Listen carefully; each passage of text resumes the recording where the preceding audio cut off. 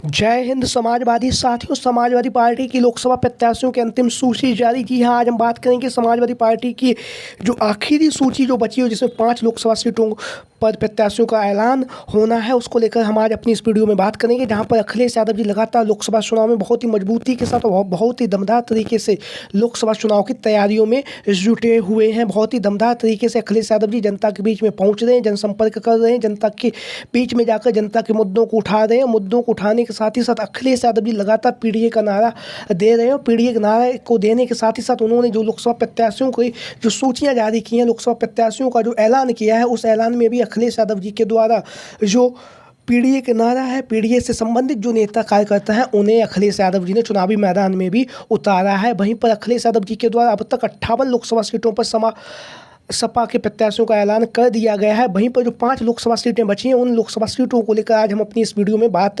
करेंगे। और उसी के साथ ही साथ अखिलेश यादव जी लगातार जनसंपर्क कर रहे हैं, लोगों के बीच में जा रहे हैं। लगातार 80 हराओ भाजपा भगाओ जैसे नारों के साथ अखिलेश यादव जी लोकसभा चुनाव में मजबूती के साथ समाजवादी पार्टी का पक्ष रख रहे हैं। और समाजवादी पार्टी के जो भी प्रत्याशी, उनके समर्थन में जनसंपर्क भी अखिलेश यादव जी कर रहे हैं। तो आज हम बात करेंगे सबसे पहले फतेहपुर की जो लोकसभा सीट है। फतेहपुर की लोकसभा सीट से समाजवादी पार्टी के प्रदेश अध्यक्ष नरेश उत्तम पटेल जी चुनावी मैदान में उतर सकते हैं। इनके चुनाव में उतरने की चर्चाएं काफ़ी ज़्यादा तेजी के साथ चल रही हैं, क्योंकि वर्तमान समय में सपा मुखिया अखिलेश यादव जी हर समाज के लोगों को, जो पीडीए का परिवार है, उस परिवार को अखिलेश यादव जी लगातार धरातल पर भी उतार रहे हैं। और जो नरेश उत्तम पटेल जी हैं, वह चुनावी मैदान में जो फतेहपुर की लोकसभा सीट है, वहाँ से समाजवादी पार्टी के प्रत्याशी के रूप में फतेहपुर की लोकसभा सीट से चुनावी मैदान में उतर सकते हैं। क्योंकि जो एक सर्वे हुआ था, उस सर्वे में भी सपा के जो प्रदेश अध्यक्ष नरेश उत्तम पटेल को फतेहपुर की लोकसभा सीट से सपा प्रत्याशी के रूप में सबसे ज़्यादा पसंद भी किया गया। वहीं पर यहाँ की जो 6 विधानसभा सीटें, उन 6 विधानसभा सीटों में 4 विधानसभा सीटों की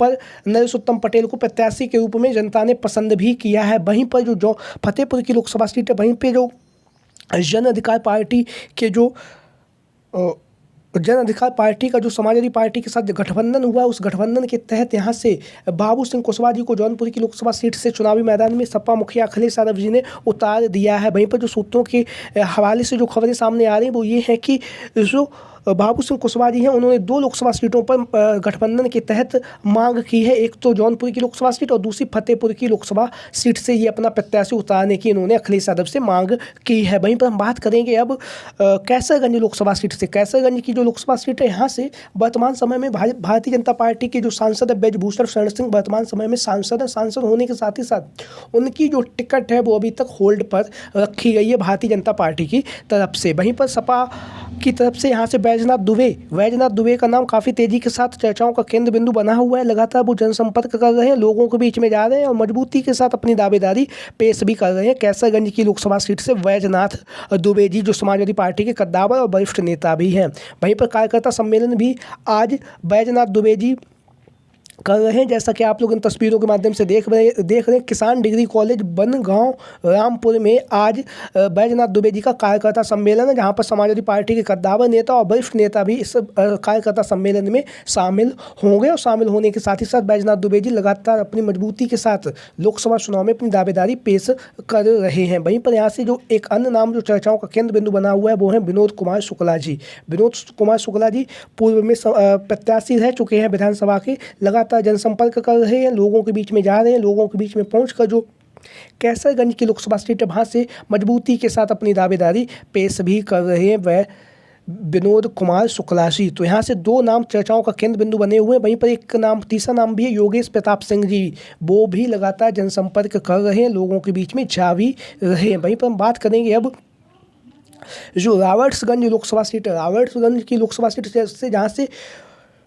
कोल साहब जी पूर्व में यहाँ से सांसद रह भी चुके हैं, उनकी जो पुत्री है कीर्ति पोल जी, वो लगातार जनसंपर्क कर रही हैं और 2027 में जो चुनाव होना, विधानसभा के चुनाव की तैयारियों में जुटी हुई हैं। कीर्ति पोल जी यहाँ से बहुत ही मजबूत तरीके से समाजवादी पार्टी का झंडा उठाए हुए हैं। झंडा उठाने के साथ ही साथ जो रावर्ट्सगंज की जो लोकसभा सीट है वहाँ से जो चर्चाओं का नाम चल रहा है वो है रवि गौड़ का नाम काफ़ी तेज़ी के साथ चल रहा है। रवि गौड़ समाजवादी पार्टी के दिग्गज और कद्दावर नेता हैं और कद्दावर नेता होने के साथ साथ जहाँ पर यह जो सर्वे हुआ था उस सर्वे में रवि गौड़ को रावर्ट्सगंज की जो लोकसभा सीट है वहाँ से सपा प्रत्याशी के रूप में सबसे ज़्यादा जनता ने पसंद भी किया है रवि गौड़ जी को। रवि गौड़ जी समाजवादी पार्टी के कद्दावर नेता है। वहीं पर यहाँ की जो 5 विधानसभा सीटें हैं उन 5 विधानसभा सीटों में से जो 3 विधानसभा सीटों पर रवि गौड़ को जनता ने सपा प्रत्याशी के रूप में पसंद भी किया है। तो यहाँ से रवि गौड़ की दावेदारी काफ़ी मजबूती के साथ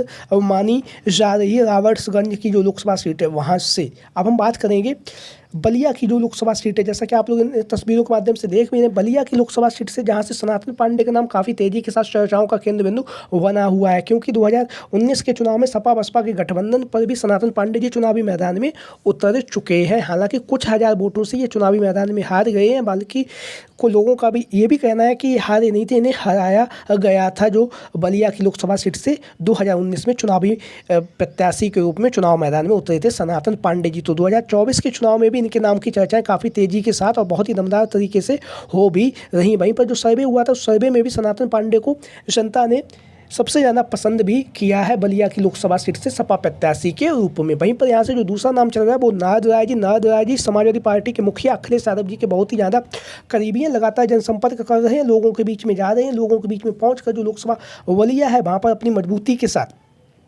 दावेदारी भी पेश कर रहे हैं नारद राय जी। तो नारद राय जी लगातार बलिया की लोकसभा सीट से संभावित उम्मीदवारों की लिस्ट में शामिल हैं, लगातार जनसंपर्क के माध्यम से मजबूती के साथ लोगों से मिल रहे हैं, जनता से मिल रहे हैं, समाजवादी पार्टी की नीतियों को श्रद्धेय नेताजी के विचारों को लेकर जन जन तक पहुँचा भी रहे हैं नारद राय जी। वहीं से जो बलिया की लोकसभा सीट है यहाँ से एक जो तीसरा अन्य नाम जो चर्चाओं का केंद्र बिंदु बना हुआ है वो है अंबिका प्रसाद चौधरी जी। अंबिका प्रसाद चौधरी जी वर्तमान समय में समाजवादी पार्टी के कद्दावर और वरिष्ठ नेता हैं। वरिष्ठ नेता होने के साथ ही साथ लगातार जनसंपर्क कर रहे हैं, लोगों के बीच में जा रहे हैं। वहीं पर जो सर्वे हुआ था वहाँ पर दूसरा नंबर इनका था जहाँ पर जनता ने पसंद किया था सपा प्रत्याशी के रूप में अंबिका प्रसाद चौधरी जी को।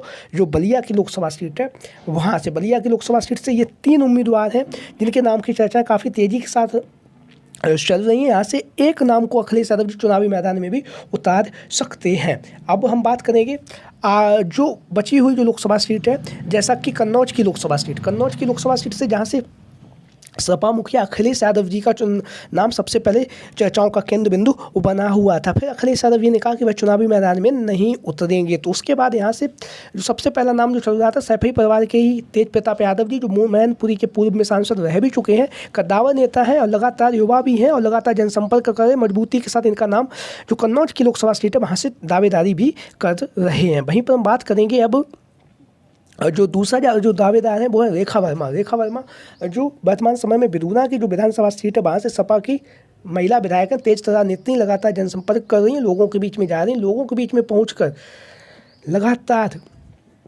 अखिलेश यादव जी के द्वारा जो विकास कार्य किए गए हैं उन विकास कार्यों को लेकर लगातार जनसंपर्क के माध्यम से लोगों से मिल भी रही हैं और लगातार विकास कार्यों को लेकर जनता के बीच में पहुंच भी रही हैं। मजबूती के साथ कन्नौज की लोकसभा सीट से अपनी दावेदारी पेश कर रही हैं रेखा वर्मा जी। वहीं से अभी कल अखिलेश यादव जी जब कन्नौज के दौरे पर पहुंचे तो वहां पर पहुंचकर अखिलेश यादव जी को बहुत ही जोरदार तरीके से नेताओं ने कार्यकर्ताओं ने स्वागत किया। उसके बाद अखिलेश यादव जी से मीडिया के साथियों ने जब चुनाव मैदान में प्रत्याशियों को लेकर पूछा तो अखिलेश यादव जी ने कहा जो वोट मांग रहा है वही चुनावी मैदान में आपको दिखाई देगा। यानी कि अखिलेश यादव जी ने इशारों में अपने नाम का भी ऐलान कर दिया, लेकिन जब उनसे पूछा गया तो उन्होंने बात को घुमा भी दिया